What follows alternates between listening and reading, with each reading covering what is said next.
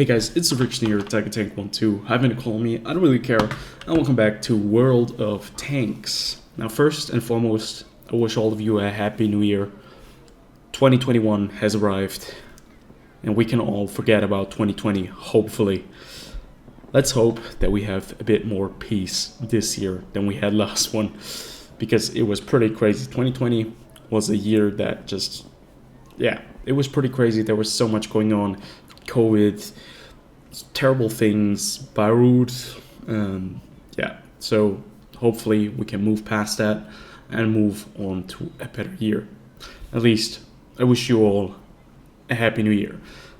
Next, we are going to be taking a look at my top 10 favorite tanks of the year 2020. Now this is very important. This list that I created, these tanks are all subjective, so don't be upset if a tank does not fit your top 10, but I would love to hear what you guys think should be in the top 10 for you. I've only put in tanks that are non-premium tanks, but there is actually a reward tank in there, but you'll see just in a second. We're gonna have the top 10 best tanks today, and then probably tomorrow or just a couple of days after that, we're gonna have the top 10 worst tanks for me. And there are going to be some differences with the top 10 worst tanks because I'm actually going to be switching some things up. But yeah, you guys know what's going to be happening. This is a top 10 list. Let's get right into it. At number 10, we have the CS44. This is the Polish tier 7 medium tank, and it sports some very, very nice features. First, if you look at the tank, its hull and its complete style is pretty damn unique. It is built like some kind of rounded, weird and long snake, and it actually has a very competitive gun. You get a 100mm Armata WZ-149 gun, which does 300 alpha damage. For a tier 7 vehicle, 300 alpha damage is pretty damn crazy. That's the alpha damage that you usually get at tier 9 with certain medium tanks, or maybe at tier 8 if you play medium tanks that have quite a bit of high alpha damage, but not at tier 7. The gun is quite competitive since it also sports 168mm of pen, but the rate of fire don't really hold up. But what really makes this tank is the combination of this very nice punchy gun with its mobility. This tank can reach top speeds of 57 kilometers per hour, and if you put some kind of equipment on it, like the turbocharger, you can get up to 61 kilometers per hour or even more, and that makes this tank really flexible. Its view range of 370 meters base is also not too bad for a tier 7, and all in all, it's just a very unique looking medium tank that I have really enjoyed playing a lot. Even in stock, it is actually not the worst tank, so if you're playing this tank in stock, you can actually still have a pretty good time. And if you do not want to use the 100mm gun and you want to use the 90mm gun to have better DPM, well, you can absolutely do that. But you'll be losing a little bit of the alpha, and I really enjoy the alpha since this is quite unique at tier 7, and that's why it's my number 10. At number 9, we have the British tier 6 tank destroyer and reward tank Excalibur. This is the very first vehicle you unlock from the second campaign, and it is a really interesting tank. It is very unique. It is a box that has a turret at the front, which cannot turn fully because of the box at the back, but it's really, really fast. This tank combines very, very good firepower with very, very good speed and some pretty decent camouflage values. But this tank is very, very much in danger of getting fired at by anyone and getting penned by anyone as well. This tank does not have any armor, and it can easily be destroyed by high explosive shells.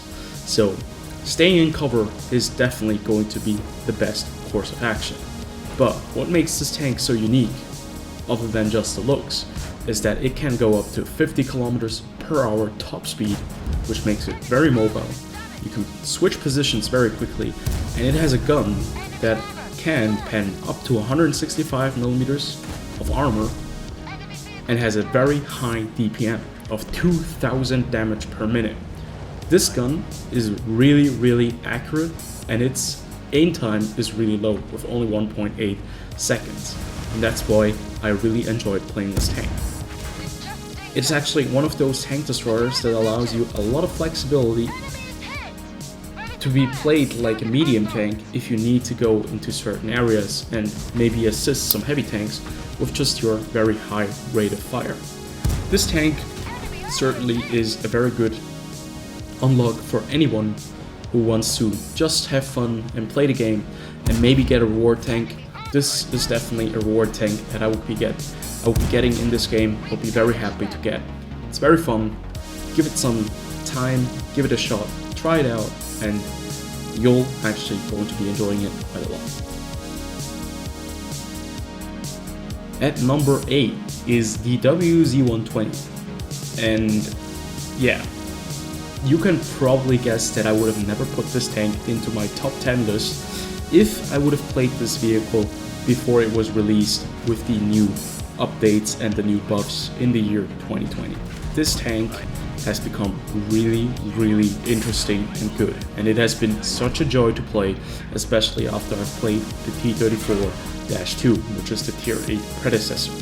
This tank has really benefited from the buffs. It has a ton of modules that you have to unlock.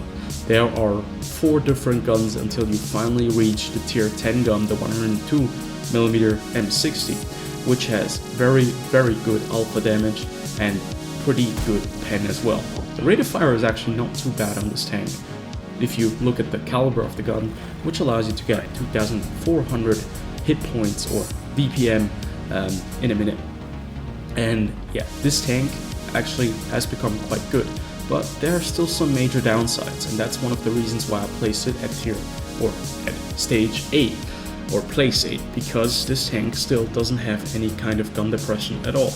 This vehicle only comes with 3 degrees of negative gun depression, and that is really bad if you're trying to play a medium tank.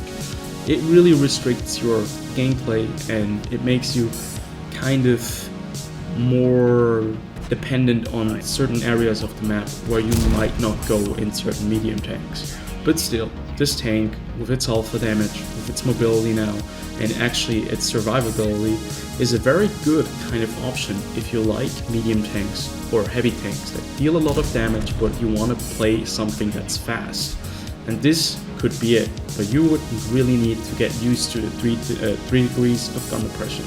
That is why this tank is only on place 8 instead of lower.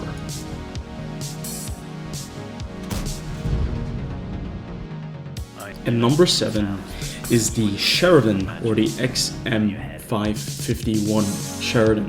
This is a light tank of the American tech tree, and it's a tier 10 vehicle.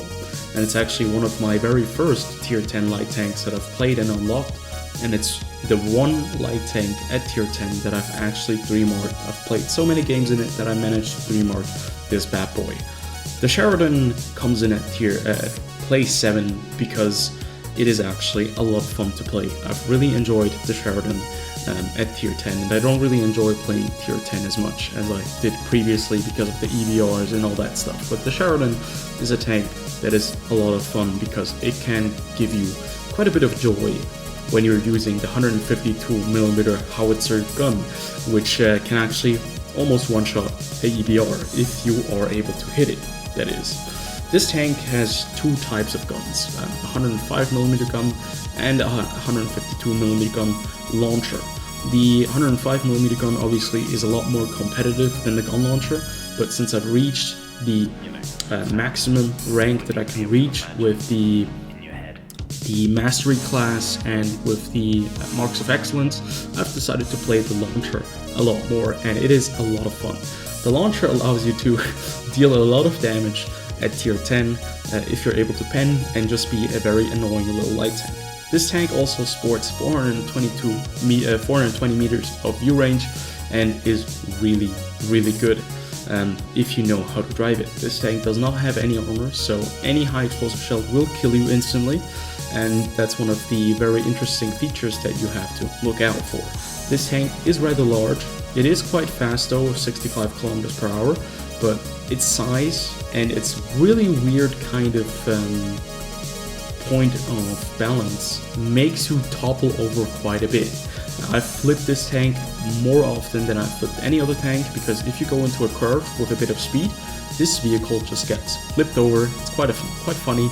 You do a bit of a barrel roll, and if you're lucky, you'll get back up. But if you're unlucky, well, you're going to die. But that's what makes this tank such a blast to play, and I really like it. If you're using the 105mm gun, it is actually quite competitive. At tier 10, you have 236mm of pen with APCR shells, and you can do quite a bit of damage. But let's move on to the next vehicle.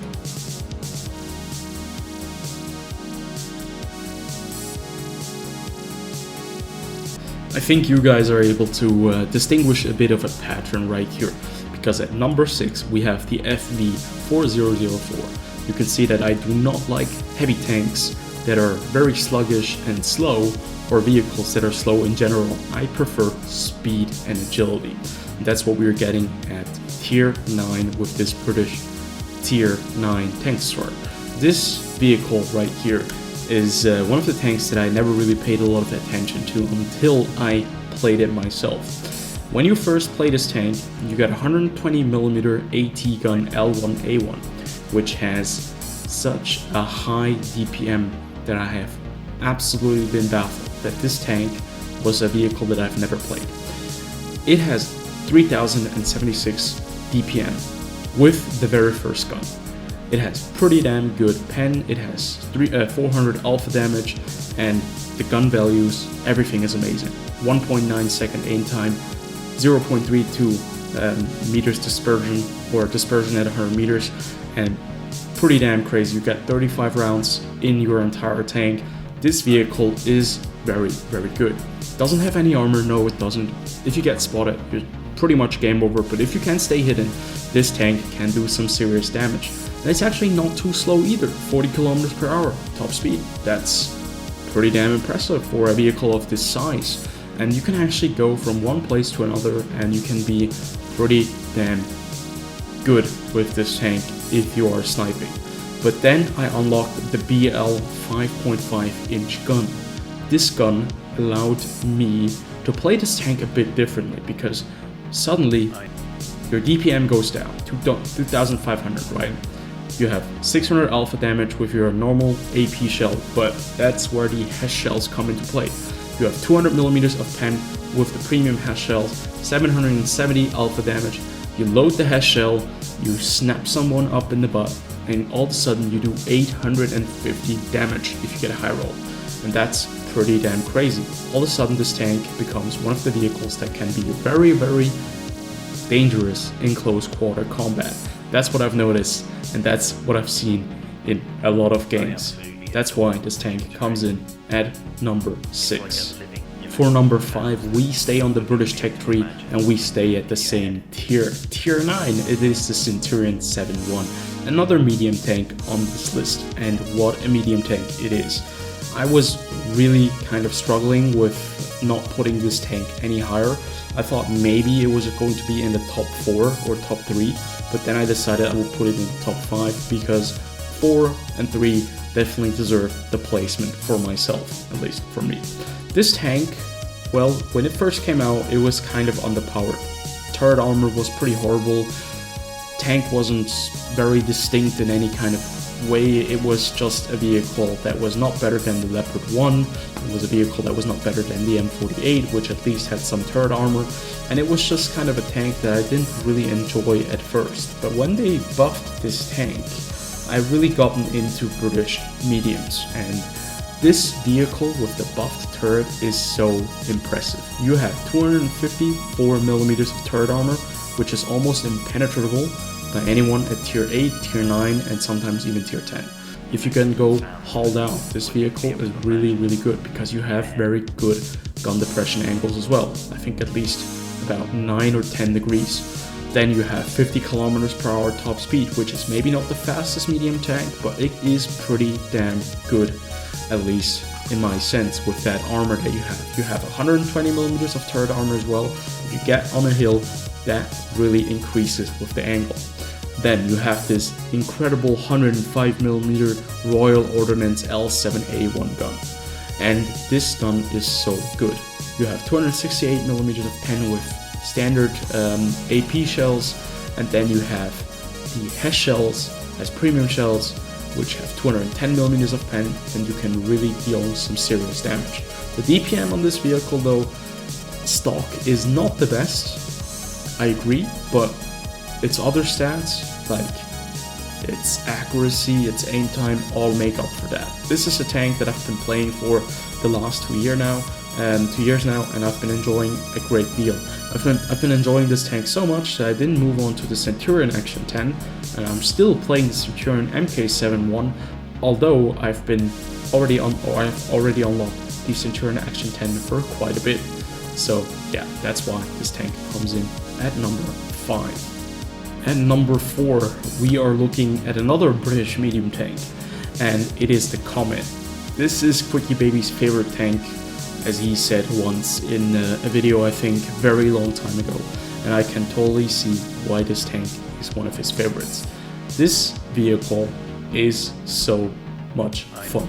It is fast, it has a gun that just fires non-stop, it has some armor on the turret if you're facing tier 7s, and it's just overall a joy to play. It handles nicely, it just feels like a tank that you want to have fun in, and it just screams, play me, run circles around your enemies, and you're going to have a great time. It is basically everything we loved about the Cromwell, but just improved by a little bit. It's not that crazy, it doesn't have the best pen, it doesn't have the best gun, its gun stats aren't that amazing, its speed with 51.50 kilometer per hour is actually not too crazy at tier 7, but actually it's so much fun. I don't know why. It just combines everything into one pot. It's steered around, and I've enjoyed this tank a real great deal, and you really should check this one out. The entire British medium tank 3 is actually super enjoyable for everyone. It has some armor, you're going to be bouncing some shots, not going to be bouncing everything, but you're going to be bouncing some shots. You have very good gun depression angles, you have decent mobility, you usually have pretty damn good guns, and even this gun right here, it's just a 77mm gun, the MK2, but it still manages to do a lot of damage. It has a very high rate of fire. You can do 2153 DPM, and it's just a joy to play against other tier 7 vehicles. Once you reach tier 9 though, and you have to go up against tier 9 vehicles, you're actually not going to be having as much fun, but still, if you are able to roll with other medium tanks that are fast, you can actually be quite competitive with this thing. So definitely check it out. It is a very fun tank. That's why it comes in at number 4. Well, maybe I've been lying before when I said that I do not play super heavy tanks. It is not the case. I have played a lot of super heavy tanks, and this is the best one yet. This is the Mouse, and it comes in at number 3. This is definitely deserved. I thought when I first unlocked this tank, I was going to be playing it once or twice. I have played against a lot of mice in my time, and they never looked like a lot of fun for me because they were just huge punching bags, and recently with the buffs, they have become large vehicles that can just withstand so much pain and then still dish out so much damage. That's when I started playing the Mouse. I decided to buy it, I decided to get a crew for it, and then I jumped in, and what a tank it is. This vehicle is so much fun because you just have so much armor. If you angle it a little bit, it takes a lot of skill to be very good in a Mouse, and then if you play it correctly, it is very rewardable because the rewards are great. You're able to do a lot of damage, you're able to pretty much bounce a lot of shells, your gun is punchy, it does a lot of damage, the 120A, it's a German gun, you know, you have 3,000 hit points. It's actually not the slowest tank. I kind of let's say I underestimated the speed of the mouse quite a bit. 20 kilometers per hour doesn't sound like a lot. It takes you a while to get from A to B, yes, definitely, but you can actually work with this. I've noticed that quite a couple of times. You can actually move from one place to another. Even under fire, you're still going to be able to reach it most of the time. This tank is a lot of fun in the right scenarios. Even in the wrong scenarios, you're gonna have a lot of fun bouncing. It's not a lot of fun if artillery is around, but still, this tank certainly deserves a spot in the top 3 because it's one of those tanks that I've enjoyed so much when I was just playing tier 10s and just mindlessly going in there and just beating somebody up with this tank, especially if it's some kind of tier 10 premium or reward vehicle such as the Chieftain, and you just roll on top of them or you drop yourself on them from a ledge. It's so much fun because this tank just kind of rolls, and I think the buffs definitely were needed. That's why this is coming in at number 3. The choice for number 2 and 1, or the number 1 spot, was a very difficult choice that I had to make, because I've played a couple of tanks this year that have just left such an impact on me that I never want to sell them again, that I want to play every single time I play World of Tanks, and one of them is the Leopard 1. It comes in at number 2, just very close to number 1 spot, but in the end I decided that I enjoyed Leopard 1 because of a certain kind of game mode and because I've just really played it to death. And I like the other tank just a little bit better because of a certain kind of thing. The Leopard 1 is a tank that combines incredible firepower with incredible mobility. It also combines great view range and maybe not the best survivability. This tank can get penned by anyone and everything, and this thing can get destroyed by high explosive shots. But if you get this tank in the right position, if you play it correctly, moving around the map, getting into bushes, using double bushes, spotting tanks, and using your mobility to get into very aggressive positions where you maybe can sway the battle or the outcome of the battle, this is the perfect tank. It doesn't have any armor, so you have to be careful. Whatever move you do, it could mean your certain death and you could just go out into the garage with no damage done whatsoever. But this tank is so freaking good. It has incredible rate of fire, it has incredible aim time, it has incredible accuracy, and it's so damn good. I've enjoyed this tank so much. I've played it the entire ranked season, and this is the tank that actually got me to the top rank in ranked in just about like 5 or 4 days. I managed to get to the top 3 because I played this tank, I ran around, I just spotted my enemies, I sat in a bush, I sniped, and the alpha damage. This tank has 420 alpha, and it actually adds up quite a bit, because once you manage to hit the targets, they really hurt. They are hurting when you hit them for about 450, maybe 500, and they're thinking, what the fuck is hitting me? It's a Leopard 1? Since when does the Leopard 1 do that much damage? Well, it does, and you better get used to it, because this tank is pretty damn good. That's why it comes in at number 2.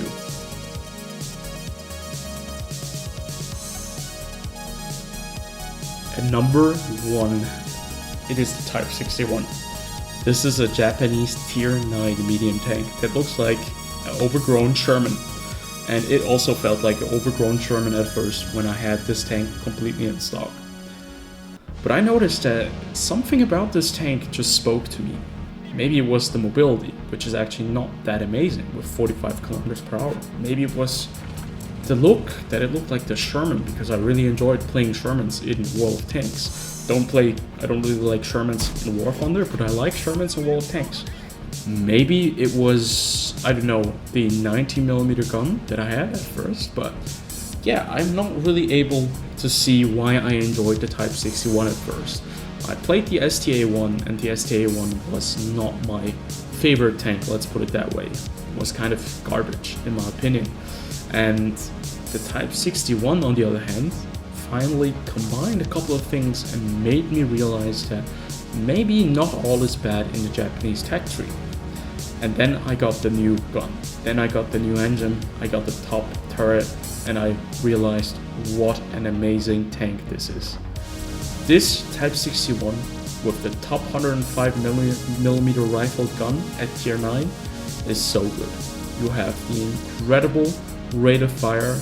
Yeah, okay, you have 2634 BPM, but you combine that with decent mobility, you combine that with no armor whatsoever, or just a very little armor, but you combine that with great gun depression, and you have a tank that is kind of challenging to play, but is a lot of fun and very rewarding if you play it in a certain style.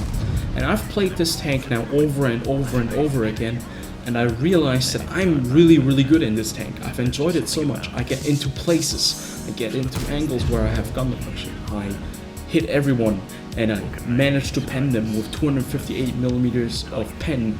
I have a great rate of fire. I can unleash the damage, and they don't even expect it from this tank because no one respects a Type 61. And I think you better put some respect on this tank because this vehicle is so good. Definitely try this out if you enjoy playing medium tanks that have kind of a high silhouette, that are decently mobile. If you enjoyed the M48, the M48 is my favorite tier 10 medium tank of all time, and that's why I love this tank so much. It kind of resembles the M48 without the turret armor, but with this crazy gun at tier 9, and it's just a very crazy good package. I've enjoyed the Type 61 so much. It does so much damage. It can be such a versatile vehicle if you know how to use it, and it's so rewarding to play this because it's not easy. It's not easy.